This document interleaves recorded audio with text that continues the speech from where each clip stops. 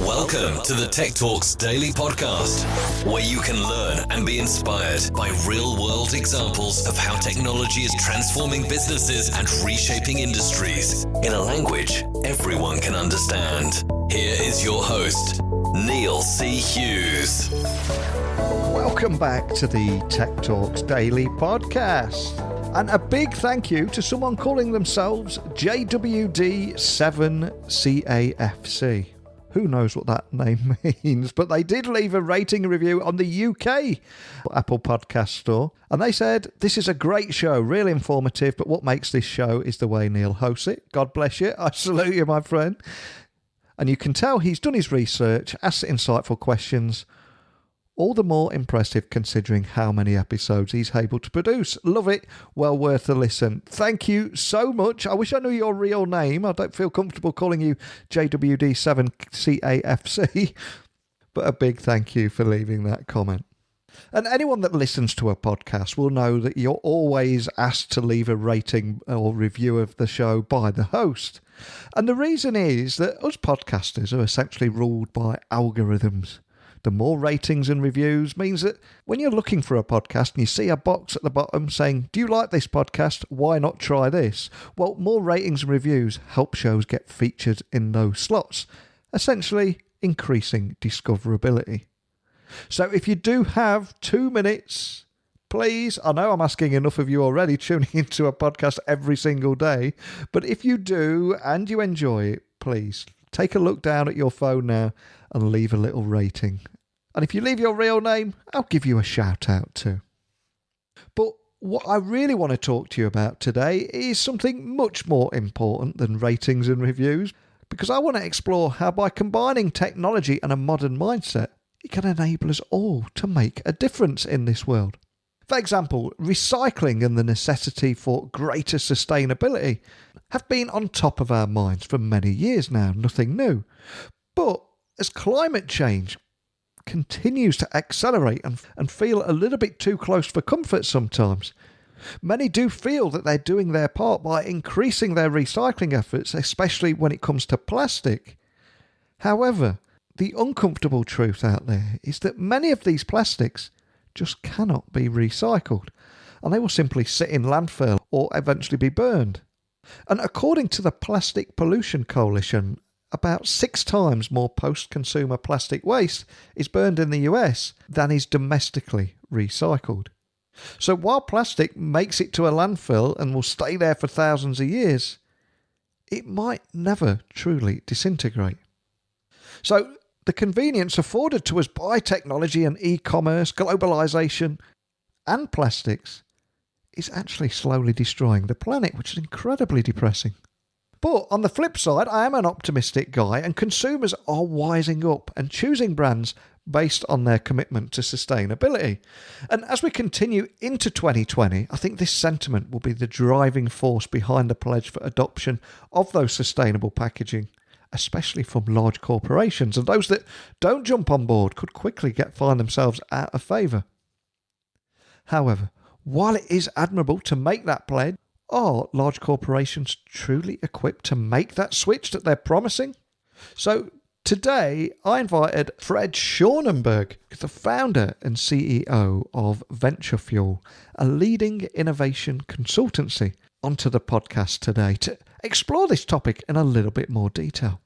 So come with me all the way to New York so we can chat with Fred now, and hopefully at the end of this episode, it might just inspire you to make a difference too.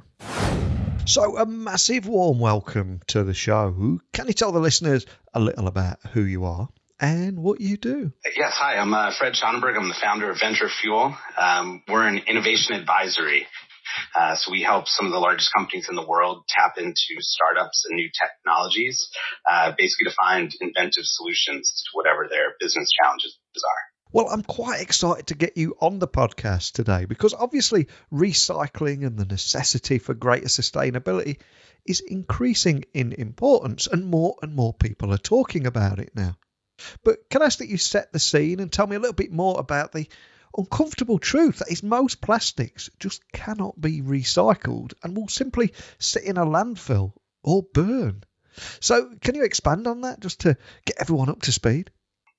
It's rather staggering, Neil. 91% of potential recycled plastics in the U.S. ends up in landfills. Worse, what ends up there takes thousands of years to disintegrate and never really goes away. Some scientists have put out the statistic that by 2050, the volume of accumulated plastics in the ocean will actually be greater than that of fish in the ocean. So are you finding that consumers are wising up to this and choosing brands based on their commitment to sustainability? Because it's certainly a trend I think we're starting to see over here in Europe. Yeah, 100%. There's a group called the Shelton Group, which does a lot of research around millennials. And they say that 90% of millennials say they would purchase from a brand that applies effective environmental or societal practices. And 95% of those people would then recommend that brand to friends. It's sort of a more household name, Nielsen. 81% of global consumers feel strongly that companies should help to improve the environment. So it seems like these numbers obviously have an enormous financial significance for businesses. So it starts to become less about do good for the planet and more about do good for your profits that also helps the planet, which I think will motivate some change.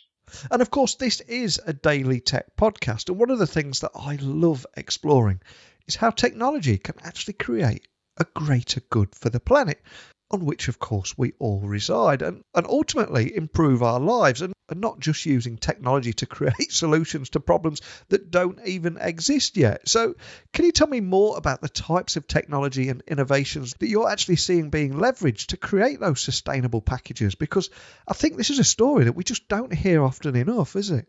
Yeah, 100%. I mean, this is where our business really sits, is trying to take these tough challenges and find inventive solutions. So these consumer preferences are forcing large companies to focus on meaningful improvements. Some of the best emerging tech and startups to help implement those changes that we found, I'll give you three real quick. There's one called Do Eat. DOEAT. Essentially, they're making an entire range of compostable and edible containers. So things, cups, bowls, plates, spoons, all of that is instantly compostable or actually edible. Another really interesting company, I believe out of France, is called Living Packets. And they've taken this idea of everybody now has e-commerce delivery, right? So boxes after boxes are just showing up on your doorstep. And those are one-time use boxes, and they're filled with plastic and peanuts and all sorts of things to protect what's in there, which is quite a drain on the environment. So these guys are actually using a smart packaging that is reusable over and over. It has tracking on it. It's reusable. And basically their math shows that they can eliminate 100 billion cartons of shipping containers by using their smart packaging. And the last one I will mention is called Loop, L-O-O-P. I love this because it's taking an old idea and making it new again. It's sort of the old milkman concept of returning back your milk bottles and getting them refilled with new milk. Loop is actually offering household goods in reusable containers that are either delivered directly to consumers or available through major retail outlets. They then will come back and collect, clean, and refill those. And the types of brands they're working with here are Unilever, really, large household names. But the idea is that instead of spending for all that branding and packaging in the store that you then throw away, can you create something where you get the same quality product, but it's in a reusable container? Now, I'm not sure if it's just because I'm getting older, but it certainly feels like everything in life moves in cycles. Because listening to what we're talking about here, it feels like we've almost come full circle, isn't it? Yeah, it's really interesting. Sometimes I think we innovate and push without a problem to be solved and end up creating new problems that we then have to go back to the original way to kind of get out of the rut we've created. And I'm also reading more and more about new innovations and in sustainable packaging for new tech startups and how they could actually go on to facilitate the move to greater adoption by those large corporations too. Is that something that you're seeing, and could you share your experiences around that? Yeah, of course. So large corporations have an obligation to their shareholders to return value. So when it makes business sense for them to invest in sustainable packaging, that's when they jump in. Startups, they don't have that same obligation. They certainly want to make money, but they don't have legacy systems and tons of shareholders and KPIs and all sorts of things to think about. they go innovate and create when they get the formula right.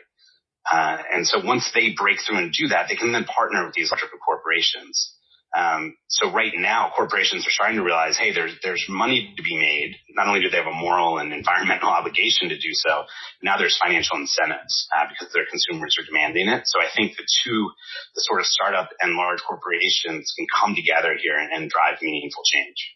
And from what you're seeing out there in the industry, do you have any examples of these new types of sustainable packaging that are already gaining consumer momentum out there? Yeah, there's a couple that I really like. Tide, which is a Procter & Gamble brand, they have a Tide liquid laundry detergent eco box. So it's basically Tide, but it's more concentrated. It's in this environmentally friendly box that lets you get every last drip out of it. So that's a large company example. There's something called Notpla, Notpla. They've actually created these edible water pods, which they kind of debuted at the London Marathon this past year. So instead of getting all the plastic cups or paper cups that everyone, as they run by, gets little sips of Gatorade or water and they throw them on the ground, these were actually like little pods that held the water and Gatorade in them, and you just popped it in your mouth. You could either eat it or drop it on the ground, and it immediately sort of disintegrated. And the third one I'd give you is something called Lollyware, Loliware. They've addressed something that seems really simple, but the plastic straw, right, that is in every deli around the world. They've kind of created a version of that's made out of seaweed.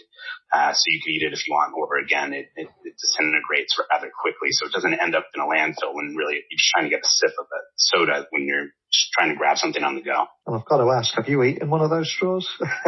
You know what? I took a little nibble. I don't think it's going to end up in any fancy restaurants anytime soon on your appetizer plate, but it does feel good to be making those kind of small changes, and it doesn't affect the taste of the beverage when you're drinking through it.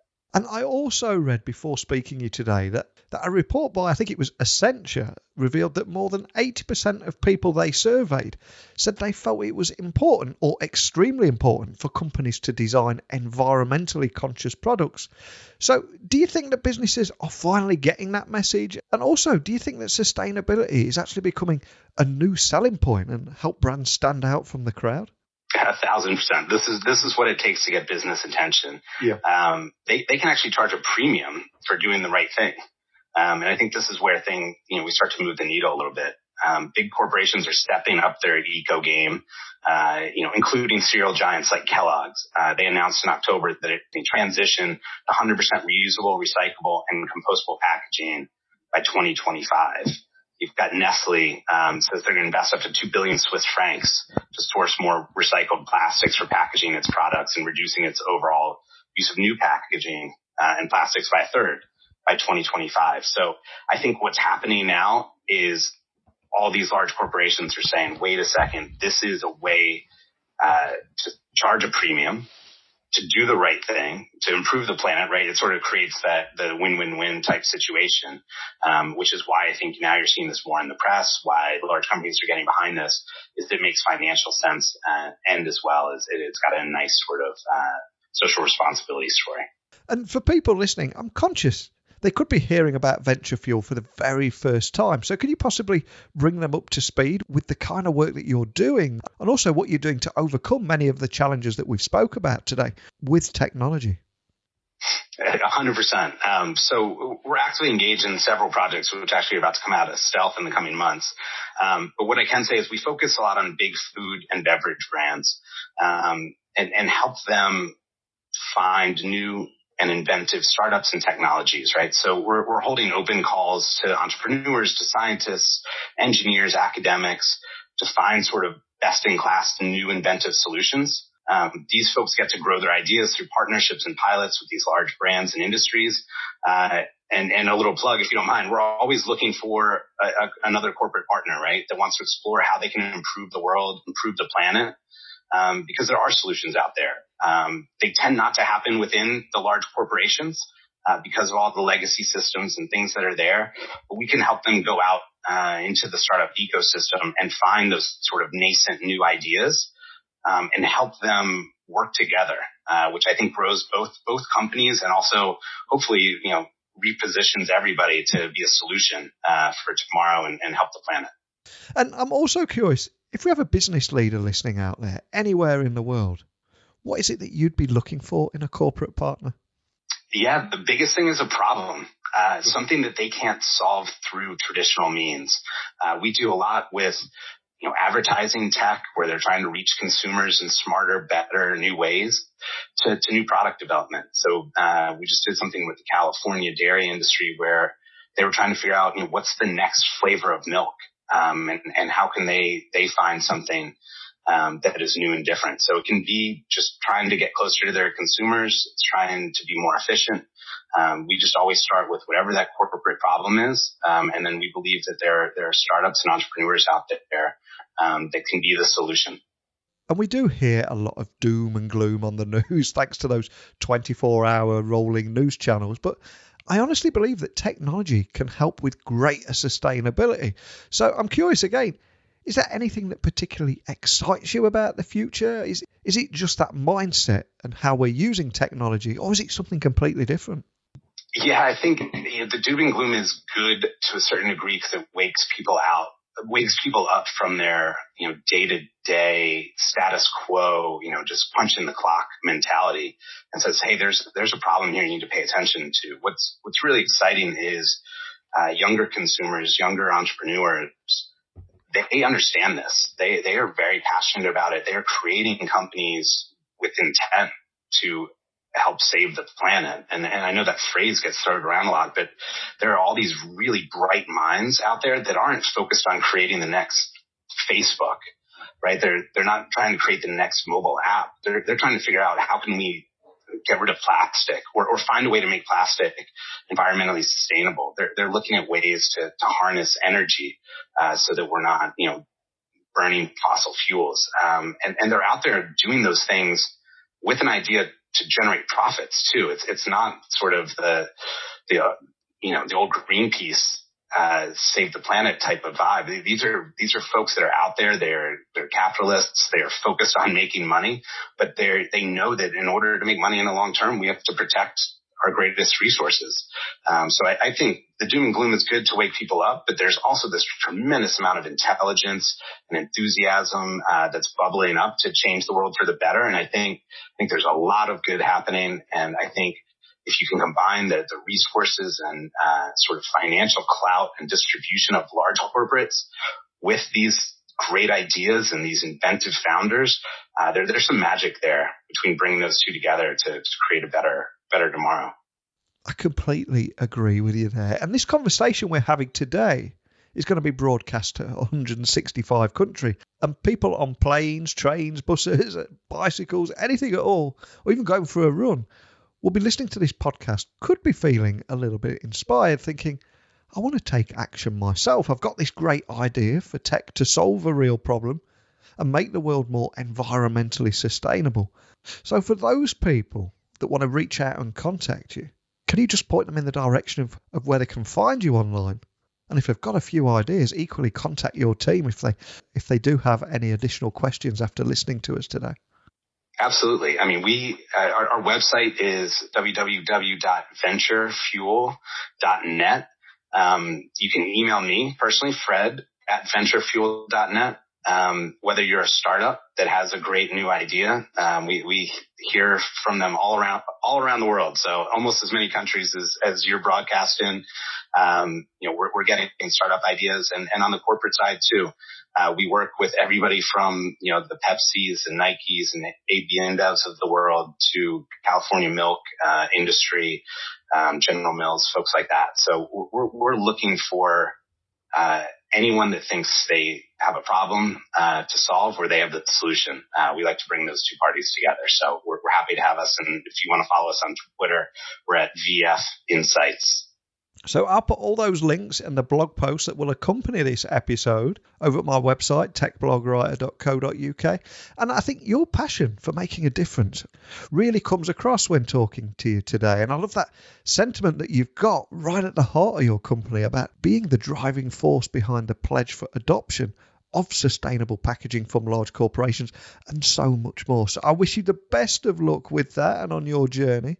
And I always say at the end of every episode that technology works best when it brings people together, but actually using it to make the world a better place and solve some of those real problems out there, I think that's the magic spot. So thanks again so much for joining me today, Fred. Thanks so much, Neil. It's been a pleasure. What a great conversation there. Fred is an absolute diamond, and I wish I had a little bit longer to chat with him. But my key takeaways from our conversation today were how new innovations in sustainable packaging from startups will facilitate the move to greater adoption by larger corporations. And the types of technology and innovations being leveraged to create sustainable packages is going to enter mainstream conversations. And a big thank you to Fred as well for sharing those examples of these new types of sustainable packages that are already gaining consumer momentum. So I'm curious, do you have an idea that's buzzing around your head right now that you think could make a difference? Could this actually be your true calling? You could be listening to this conversation now and I'd literally be just one email away from starting something positive. So please, if that is the case, don't just put it to the back of your mind and have a snooze for 10 minutes. Please, I urge you to email Fred and also let me know too. And feel free to keep your sensible and crazy questions over to me. I do answer every email as long as it's not a sales pitch, because I just genuinely love talking and connecting with you all. So if you do want to send me a message, techblogwriter@outlook.com, social channels, which are LinkedIn, Instagram, Twitter, just look for @NeilC.Hughes, and you'll find everything else over on my website, techblogwriter.co.uk. So I'm going to sit here now and wait patiently by my inbox, sitting on standby, hoping that you'll send me a message. But if I hear nothing, don't worry, I'm still going to return same time, same place tomorrow with another guest and another story about how technology could change the world, your business, or even your life. Whatever it is, we'll find something for you. So all that's left for me to say, of course, is a big thank you for listening. And until next time, don't be a stranger. Thank you for listening to the Tech Talks Daily Podcast with Neil C. Hughes. Remember, technology works best when it brings people together.